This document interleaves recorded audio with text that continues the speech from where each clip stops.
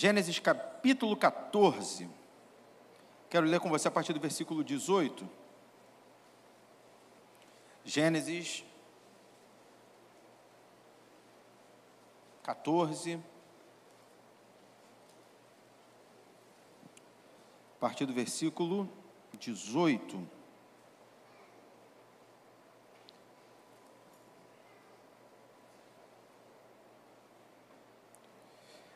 Diz assim a palavra do Senhor: E Melquisedeque, rei de Salém, trouxe pão e vinho, e era este sacerdote do Deus Altíssimo, e abençoou, e disse: Bendito seja Abrão, melhor dizendo, pelo Deus Altíssimo, o possuidor dos céus e da terra, e bendito seja o Deus Altíssimo, que entregou os teus inimigos nas tuas mãos.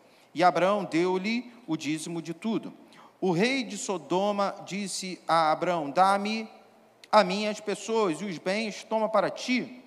Abrão, porém, disse ao rei de Sodoma: Levantei minha mão ao Senhor, o Deus Altíssimo, o possuidor dos céus e da terra, jurando que, desde um fio até a correia de um sapato, não tomarei coisa alguma de tudo o que é teu, para que não digas: eu enriqueci a Abrão. Só até aí você pode se assentar. Bem, depois em casa você pode ler, mas para a gente ganhar tempo, só para te contextualizar, o capítulo 14 de Gênesis nos mostra uma guerra que envolveu 9 reis. Uma confusão ali no meio do povo, e no meio dessa confusão estava Ló e sua família. A vida de Ló, a vida da família de Ló estava correndo risco por conta dessa guerra. E você sabe muito bem que Ló era sobrinho de Abrão. A Bíblia diz então que Abrão, ele se levanta e ele toma 318 homens, servos, trabalhavam com ele forma um pequeno exército, ele se junta a alguns outros homens, e ele vai para a peleja, e ele vence a peleja. Ele vai para a peleja, ele derrota o seu oponente, o seu inimigo, e ele ainda traz de volta, ele livra Ló e toda a sua família. No final dessa guerra, no final dessa peleja, como a gente acabou de ler, o texto nos mostra Abrão se encontrando com 2 reis. Ele se encontra com o rei de Salém e ele se encontra com o rei de Sodoma. Só que a abordagem desses reis é totalmente diferente. Um aborda Abrão de um jeito e outro aborda Abrão de um jeito totalmente diferente. Um chega oferecendo e outro chega pedindo, exigindo. Um chega abençoando e o outro chega tentando ter algum ganho. Ele chega tentando usufruir daquela conquista alcançada por Abrão. O rei de Sodoma, ele é o que chega pedindo, e ele diz: eu quero que você me libere as pessoas. Você pode ficar com os despojos, aquilo que você conquistou de material, as riquezas, as roupas, as comidas, tudo, você pode ficar, mas eu quero que você me dê as pessoas que você conquistou, porque isso fazia parte, irmão, de um código de guerra. Quando você vencia um inimigo, você tinha direito aos despojos. E dentre os despojos estavam também as pessoas que você capturava.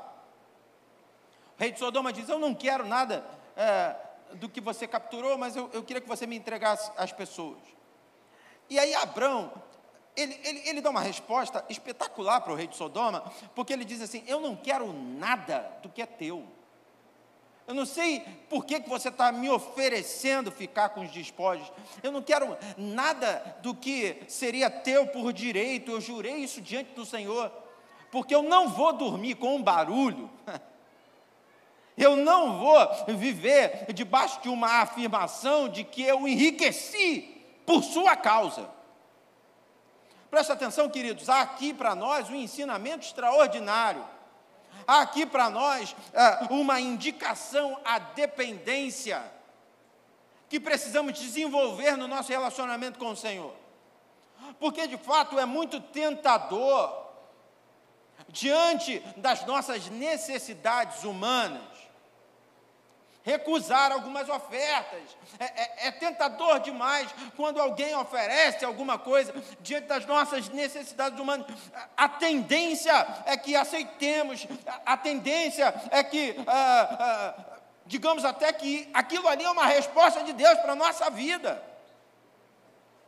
Só que em alguns momentos, essa fraqueza nossa, ela vai de encontro, ela vai no sentido contrário à dependência que devemos desenvolver em Deus.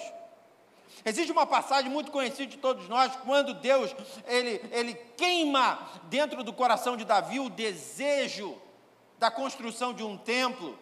E Davi, ele começa a procurar um lugar, um terreno, para construir então a casa de Deus. E ele se encontra com um dono de um terreno que é perfeito para a construção desse templo. E ele diz: eu vim aqui, eu estou procurando um lugar para construir um templo para o Senhor. E diz a Bíblia que o dono do terreno disse: Senhor, esse terreno é seu. Esse terreno é bom, ele atende às tuas expectativas, está dentro daquilo que você acha interessante para a construção do templo? Está, é excelente, então é teu. Irmão, se fosse nos dias atuais, talvez se fosse comigo, e é por isso que a gente tem que estar orando o tempo inteiro para Deus renovar sobre nós essa confiança, essa dependência exclusiva nele. Se de repente eu pensasse em construir um templo e me encontrasse com uma pessoa, e se essa pessoa dissesse assim: toma, o terreno é seu, eu não só aceitaria, como daria um testemunho aqui na igreja, faria um culto de gratidão, Senhor. Irmãos, eu estava procurando um terreno para construir uma igreja, e de repente encontrei o terreno, e para minha surpresa, o dono do terreno, ele me conhece, e ele é grato a Deus pela minha vida, e ele disse que o terreno dele, então, seria da igreja, ele me entregou, ele me deu. Irmãos, nós adoraríamos ao Senhor aqui, nós glorificaríamos ao Senhor. Só que ali, e aí eu estou falando de algo muito pessoal, e eu estou falando também de momentos específicos, ali, Davi entendia com clareza, que se ele aceitasse, ele estaria ferindo a sua dependência de Deus. Se ele aceitasse, ele estaria ferindo a sua adoração ao Senhor. E sabe qual foi a resposta de Davi? Davi disse: eu jamais entregarei para Deus algum sacrifício que não me custe nada. Eita! Você entende? Às vezes o teu não, há algumas propostas que te são dadas, na verdade, não são porque você está fazendo pouco caso, não são porque você é arrogante, metido, é porque você não pode ferir a tua dependência. Se eu aceitar isso, eu vou orar menos. Se eu aceitar isso, eu vou buscar menos. Se eu aceitar isso, eu vou ter que dormir com esse barulho de que eu enriqueci por causa disso. Há um ensinamento claro aqui. Abraão, ele está dizendo assim, que a nossa riqueza venha sempre do Senhor.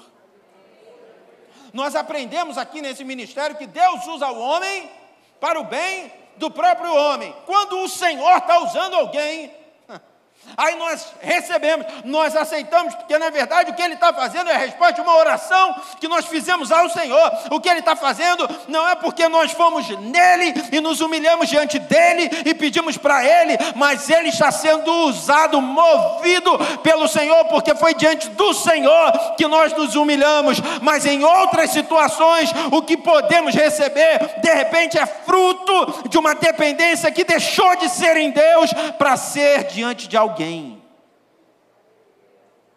Abraão está ensinando a gente: dependa sempre do Senhor. Você pode falar isso para o seu irmão? Diga: Deus tem o melhor para a tua vida.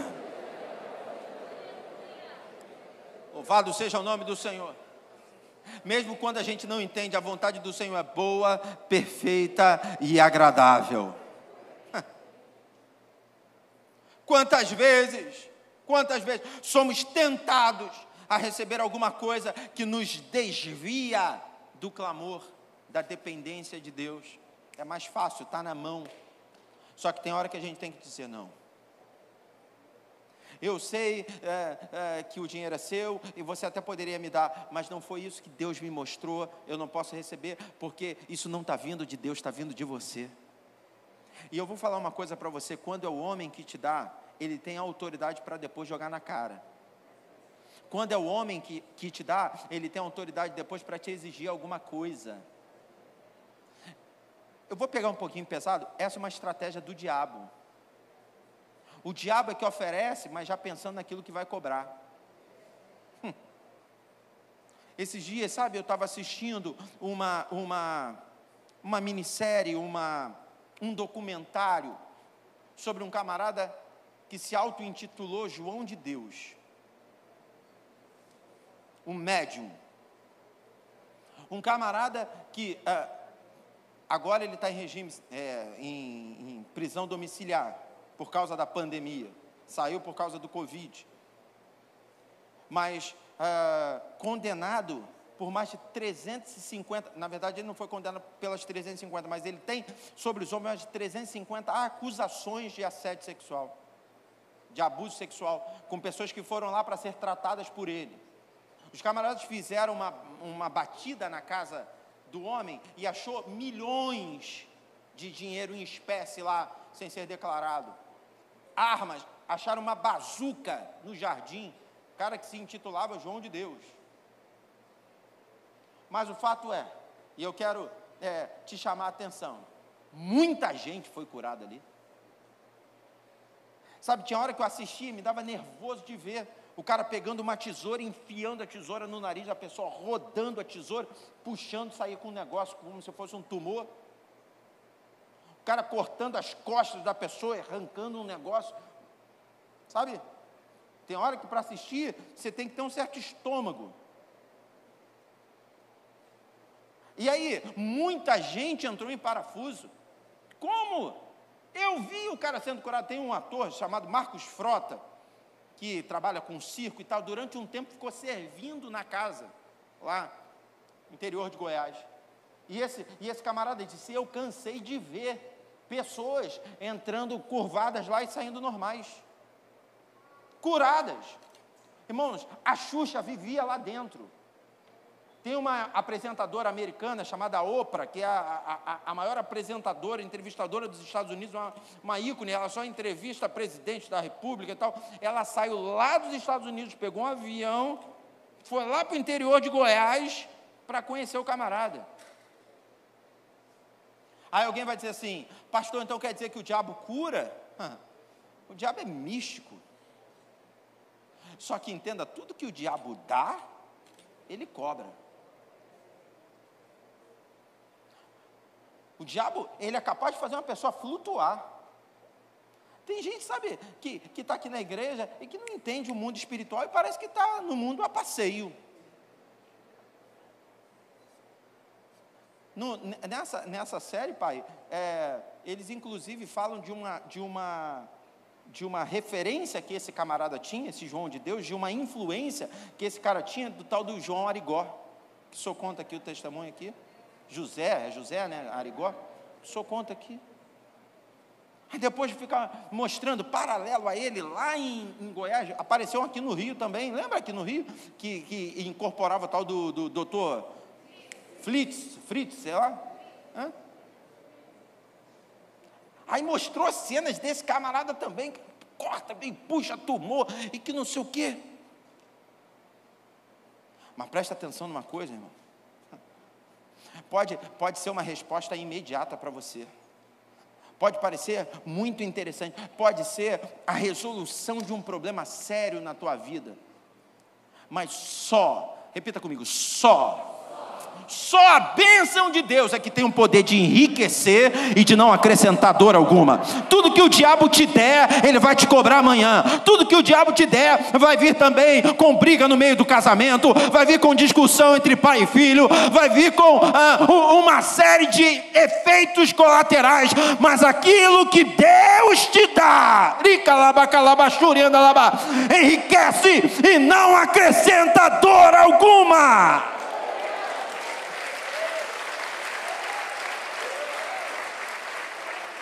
Oh, meu Deus. pode ficar com tudo. Não, eu levantei a minha mão. Imagina Abrão, eita, falando isso diante do rei. Eu levantei a minha mão e eu jurei diante de Deus que nem um fiozinho de uma sandália eu vou levar comigo, porque eu não vou ouvir nunca de você. Ele enriqueceu por minha causa, porque tudo que eu tenho, tudo que eu sou, vem do Senhor.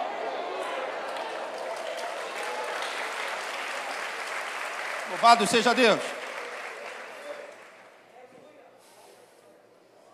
Você pode levantar sua mão, levanta sua mão em nome de Jesus aí. Oh meu Deus, há uma unção aqui nesse lugar. Paulo escreve aos Romanos no capítulo 11, no verso 36, ele diz, porque dele, repita comigo, porque dele, diga por ele e para ele são todas as coisas, glória pois a ele, eternamente, amém.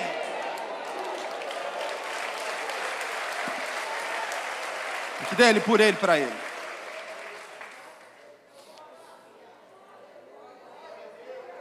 Em contrapartida,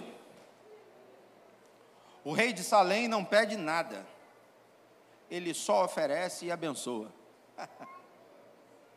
O rei de Salém, ele chega com pão e vinho e ele só libera a bênção de Deus sobre Abrão.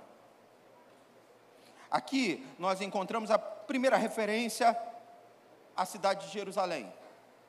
Salém é a primeira referência na Bíblia acerca da cidade de Jerusalém. O nome Salém significa paz. Esse rei se chamava Melquisedeque. Melquisedeque significa rei de justiça. Ou seja, alguém intitulado como rei de justiça e paz, se apresenta diante de Abrão, de um Abrão rico, de um Abrão conquistador, de um Abrão poderoso, mas sem a menor pretensão de se aproveitar desse homem. Eu sei que eu não precisava falar nada disso aqui na Nova Jerusalém, mas como essa mensagem ela ganha asas através da internet, desenvolva hoje, alcance em Deus pela fé discernimento espiritual, para só se relacionar com reis de justiça e paz. Porque tem gente, sabe, aquele texto, coloca para mim aí, Gálatas capítulo 5, verso 1. Tem alguém aí no telão que possa colocar? Voou o telão? Oh meu Deus, foi arrebatado, irmão. Gálatas capítulo 5, verso 1. Alguém abre aí na Bíblia aí. Vamos ler junto, eu vou contar até 3 e você vai ler. É um texto que eu cito aqui sempre. Foi para a liberdade que Cristo nos libertou, mas eu quero que você leia o verso inteiro. Alguém já achou? Diga amém. Quem ainda não achou? Nem mandei falar misericórdia, já foi falando, né? Por conta própria, amém.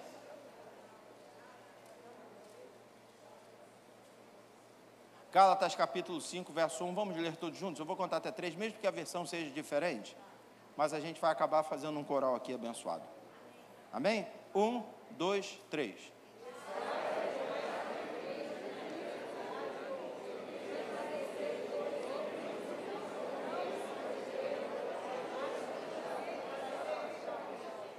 Guardou a tua versão aí?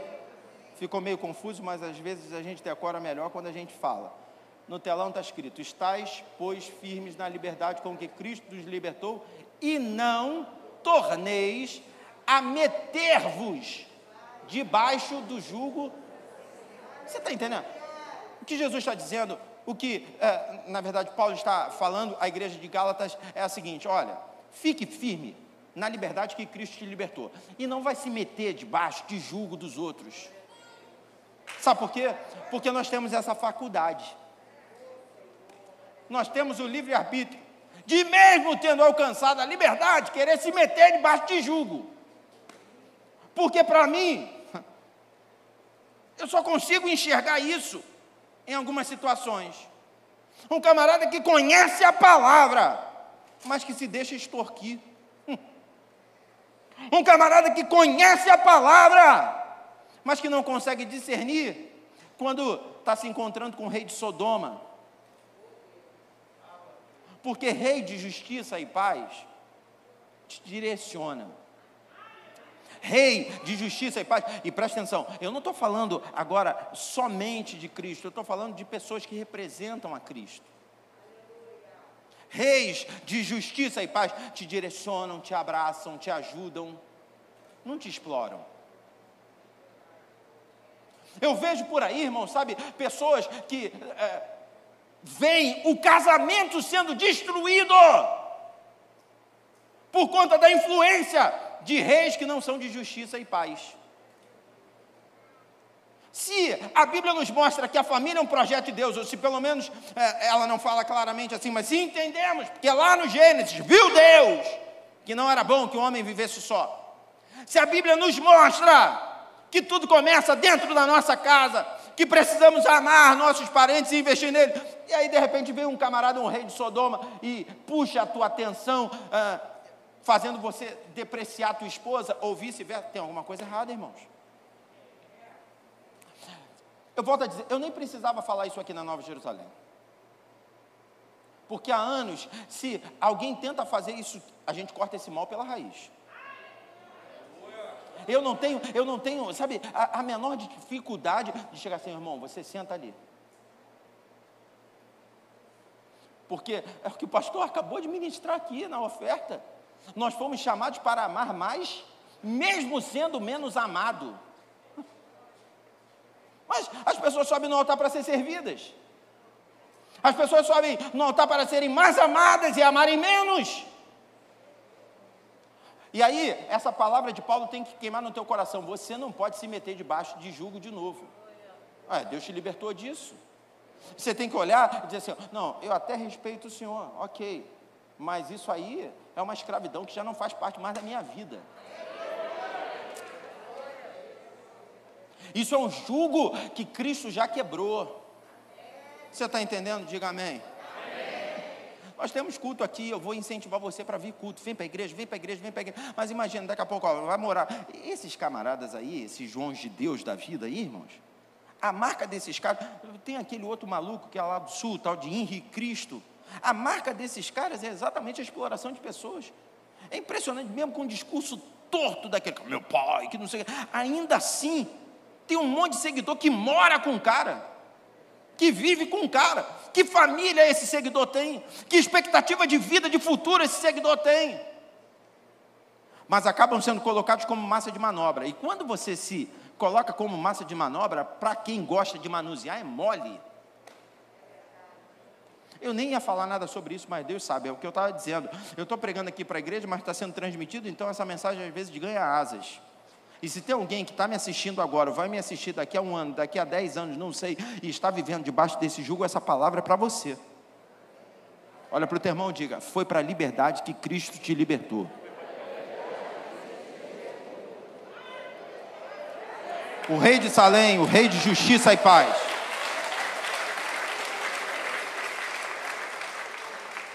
Ele se apresenta diante de Abrão sem a preocupação de extorquir. Não, a preocupação dele era só abençoar. E sabe por que a preocupação dele era só abençoar? Porque ele era um representante de Cristo.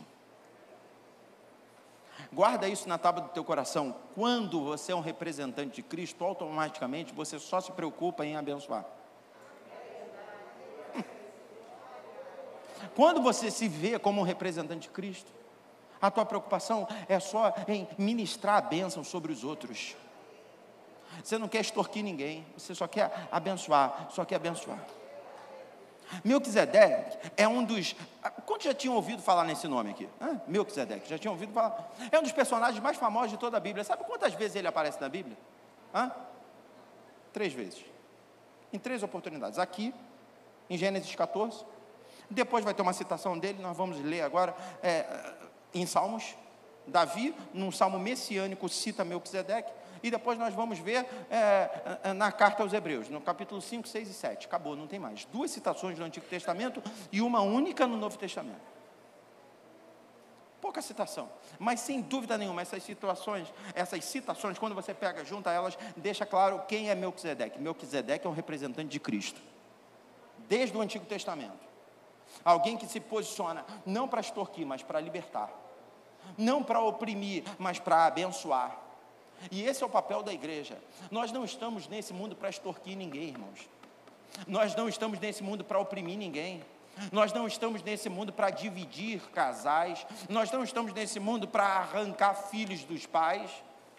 Não estamos nesse mundo, irmãos, para querer ganhar em cima dos outros. Nós estamos aqui como representantes de Cristo para abençoar, somente para abençoar. Oh meu Deus, ele era rei de Salém, Jerusalém, a primeira citação, nós somos da Nova Jerusalém. Não faz sentido nenhum se essa igreja não tiver uma visão abençoadora. Levanta a sua mão, eu quero profetizar na autoridade que há no nome de Jesus. A partir do culto dessa manhã, Deus libera você com as bênçãos celestiais, não para que você encha a sua casa, mas para que você passe e distribua e abençoe. Por onde você passar, eu profetizo, vidas serão abençoadas. Oh meu Deus, representante de Cristo, está aí no telão agora, Marcão? Voltou? Salmos capítulo 110, verso 1, abra aí. Eu não sei o que Deus está fazendo comigo. Eu preparo mensagem para um culto e não consigo, vou dividir também. Essa mensagem vai ser hoje e para o culto da noite também. Teve um casal que veio aqui num domingo desse, eu preguei sobre o leão da tribo de Judá. Eles se prepararam, se organizaram, porque ele é dono de um comércio, e aí eles se organizaram todo para assistir o culto da manhã, e depois ele ia partir para o trabalho. Aí Deus mudou tudo e mandou eu dividir a mensagem em duas partes. Aí ele falou: pastor, o senhor me arrebentou, como é que eu vou fazer? Ele teve que ligar para o irmão dele, porque não sei o que, para alguém trabalhar no lugar dele, para ele voltar à noite. Olha para o teu irmão, diga: quer ouvir tudo? Pergunta para o teu irmão. Dá teu jeito. Coloca aí para mim, Salmos 110, verso 1. Disse o Senhor ao meu Senhor. Presta atenção, olha que coisa doida. O Senhor está com letra maiúscula ou minúscula? O primeiro Senhor? Maiúscula. Ele disse ao outro Senhor, que está com a letra maiúscula ou minúscula? Isso não é uma regra, mas em 99% dos casos, quando aparece Senhor com letra minúscula, está falando de Deus. Só para você entender, então vamos lá. Disse o Senhor ao meu Senhor: assenta-te à minha mão direita, até que ponha os teus inimigos por escabelo dos teus pés. Verso 2. O Senhor enviará o cetro da tua fortaleza desde Sião, dizendo: domina no meio dos teus inimigos. Verso 3. O teu povo se apresentará voluntariamente no dia do teu poder, com santos ornamentos, como vindo do próprio seio da alva, será o orvalho da tua mocidade. Verso seguinte. Jurou o Senhor e não se arrependerá. Tu és um sacerdote eterno, segundo a ordem de Melquisedeque. Ok, presta atenção, olha para mim. Quando você lê esse texto, você acha que Davi está falando acerca de quem? Alguém ousado aí? Vou dar só uma frase aqui. Davi está dizendo que essa pessoa vai ser sacerdote eterno. Está falando acerca de quem? Jesus. Esse texto é um texto messiânico. É uma palavra profética do rei Davi. Ele está falando acerca de Jesus. No verso 1 fica claro isso, porque o Senhor fala ao seu Senhor, ou seja, Deus, o Senhor Deus fala ao Senhor Jesus de Davi. O que Davi entende é uma palavra sendo proferida acerca de Jesus. E aí tudo que a gente leu, fechando com o sacerdócio eterno. Deus dizendo: você vai sentar à minha direita, e aí fecha dizendo: e você vai ser sacerdote eterno. E aí tem um negocinho aí que, ele vai ser sacerdote eterno, ponto? Está assim na tua Bíblia? Não. Está dizendo, vai ser sacerdote eterno, segundo a ordem de Melquisedeque. Pastor, desenha. Escute, Davi consegue discernir uma ordem paralela, uma ordem sacerdotal paralela.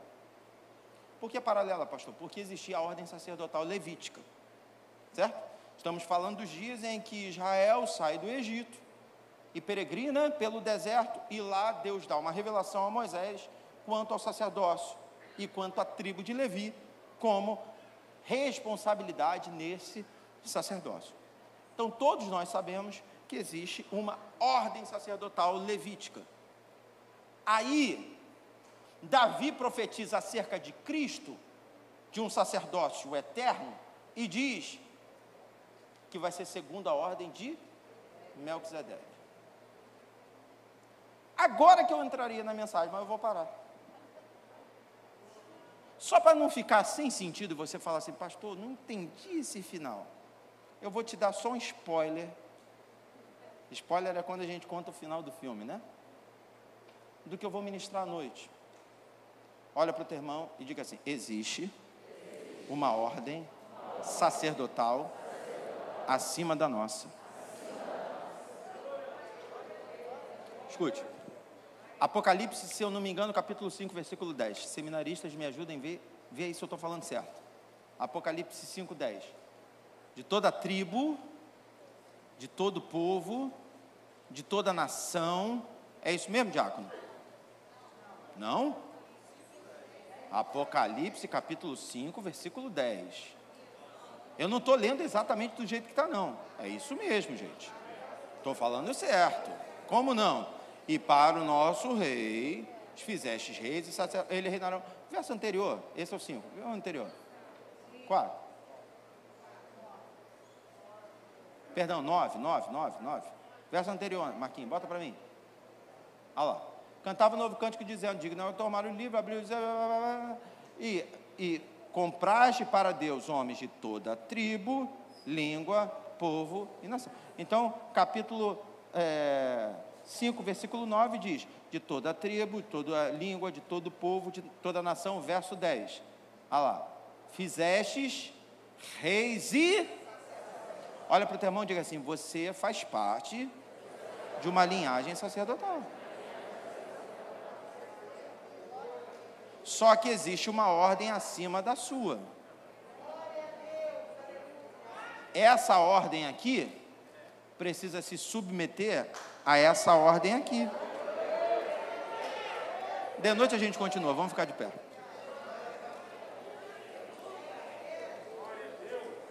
De qualquer maneira, você sai debaixo de uma palavra. De qualquer maneira, você vai levar para casa uma revelação. Você está submisso a uma ordem sacerdotal maior.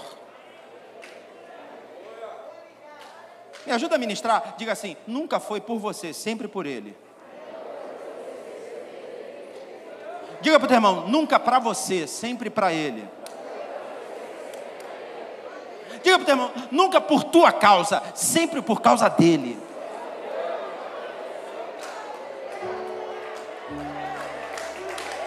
Tudo que temos, tudo que somos, vem do Senhor e é para o Senhor.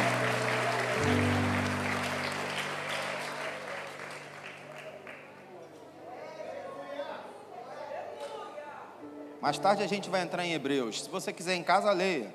Capítulo 5, 6 e 7 da carta aos Hebreus.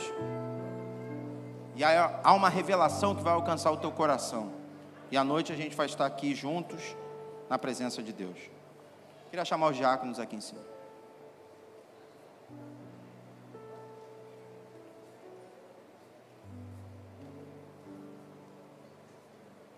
Manhã de ceia.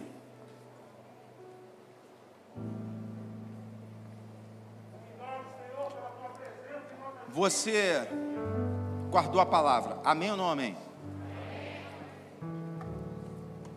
Abrão se encontrou com quantos reis?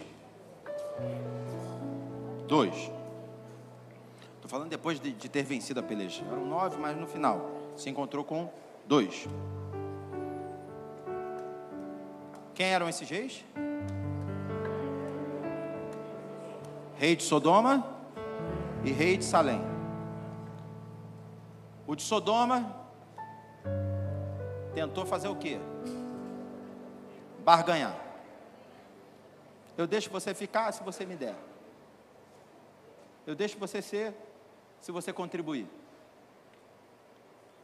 Repita comigo: Deus não barganha com ninguém. O de Salém não. O que Salém fez? O rei de Salém abençoou e ofereceu. O que ele ofereceu? Olha para o teu irmão e diga isso: pão e vinho.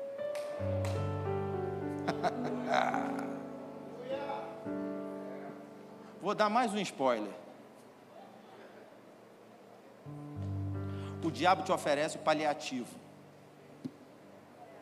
Pode ser um carro zero, pode ser uma cobertura, pode ser uma casa enorme, pode ser um dinheiro grande. É paliativo.